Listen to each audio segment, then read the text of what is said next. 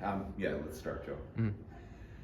Um, we're welcoming Gary as one of our two veterans in our Scriber Lake High School community to just kind of share his experience of being a veteran. And I appreciate you being willing, Gary, to be interviewed and then be as part of our presentation on Friday. So thanks for sharing your insights as being a veteran of the military. How did you decide to become a member of the U.S. military forces?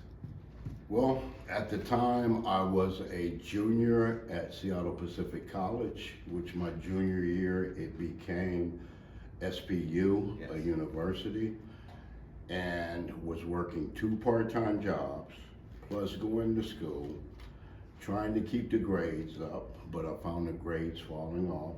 So my sister suggested join the military. They had the GI Bill Okay. that I could finish while I was in, and then have monies to further my education if I wanted to. So I had 2 brothers that was in the Air Force, and me being the youngest brother, I didn't want to follow in their footsteps. Yeah. And the Navy recruiter sold me on adventure in saving the world. I have a neighbor who was in the Navy during Vietnam in the 60s. So, Okay. what year? This is another. What year did you join that? I joined in 1976, Okay. just before the GI Bill went out, Okay. and was in a delayed entry program and started active duty in 77. Okay. Excellent. Let's see. How long did you serve? Served for 20 years and 3 months. At the time I was in recruiting, there was a lot of recruiting irregularities going on, and I was asked by commanding officer to stay for an additional 3 months, go out, do some training on the irregularities, and help people stay out of trouble and keep their Navy career. Kind of like what we do at Scriber, help people stay out of trouble. Right. Cool. Where did your experiences as a serviceman take you?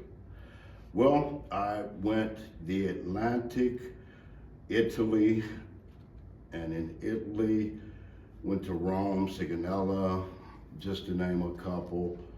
Went to Greece, went to Africa, and then my next duty station had me on the Pacific seaboard, and I got to go places like the Philippines, Korea, Japan, just to name a few. Cool. But I was stationed out of Hawaii.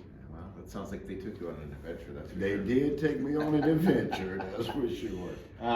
What were some of the things you did while you were on active duty?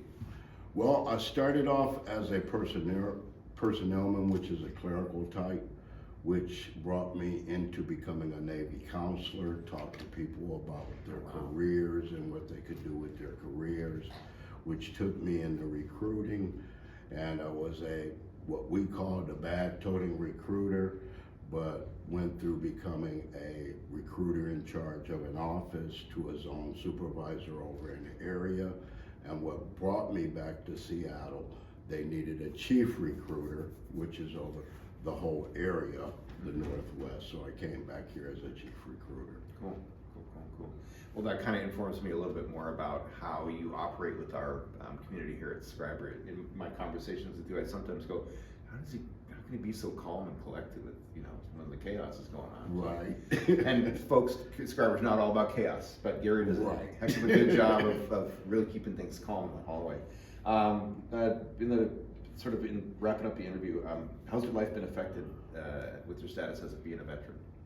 Well, I think mostly it's helped me grow into who I am, like you said, to be able to be calm, cool, and collective in the middle of chaos. So I feel like that's my character, because I live by honor and a commitment that all of us have a purpose. Yeah. All of us have a destination to get to. Sometimes we get in our own way. And I think our job as educators is to help them find how to get out of the way. Okay, cool. And that's what the military taught me. Yeah. We're all a team, and we should teach each other how to be winners and how winning is done. All right, well, Gary, thank you for your service, and thanks for letting us use your interview as part of our presentation today. Okay, I'm glad to be here. Thank you. All right, thanks.